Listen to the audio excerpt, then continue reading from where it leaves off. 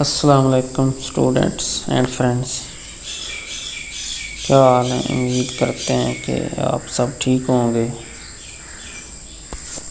خیر خیریت سے ہوں گے۔ آج ہم قرآن پاک کی ایک سورت، اس کا نام سورت سجدہ ہے، اس کی فضیلت کے بارے میں پڑھیں گے۔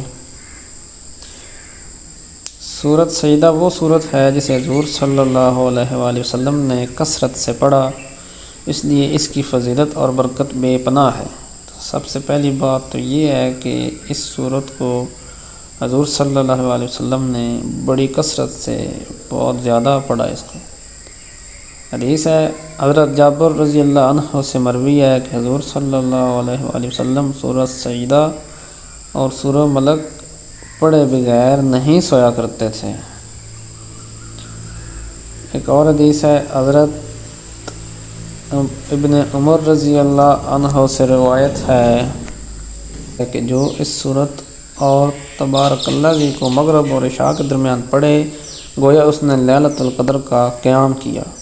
سورہ سجدہ قیامت کے دن اس طرح آئے گی کہ اس کے دو بازو ہوں گے اور اپنے پڑھنے والے پر پردہ کرے گی اور فرشتوں سے کہے گی کہ اس شخص پر کوئی راستہ نہیں، اس پر کوئی راستہ نہیں، یعنی اس کو مت پکڑو، اسے چھوڑ دو۔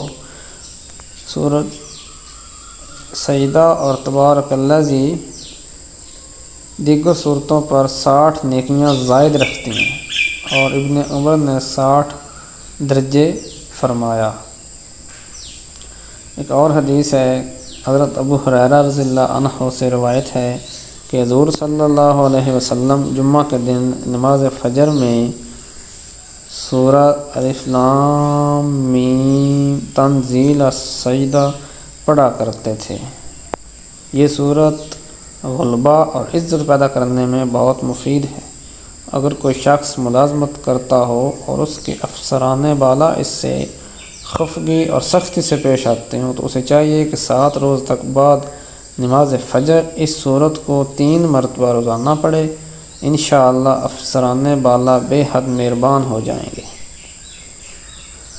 یہ سورت شفا یابی کے بھی اثرات رکھتی ہے، اس لیے اس سورت کو 3 مرتبہ پڑھ کر مریض کو پانی دم کر کے پانی پلانا مریض کی صحت یابی کی دلیل ہے، اور اللہ اپنی رحمت سے مریض کے صحت یاب ہونے کا ذریعہ بنا دے گا۔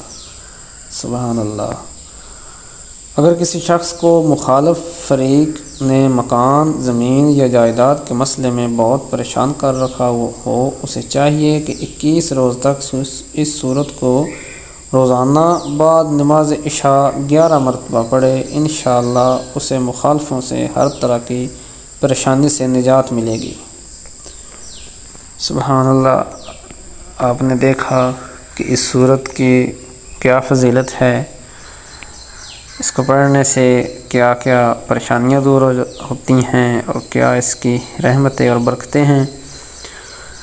امید کرتا ہوں آپ لوگ اس پہ عمل کریں گے، اس سورت کو پڑھیں گے اور ثواب حاصل کریں گے، اپنی پریشانیاں دور کریں گے اس سے۔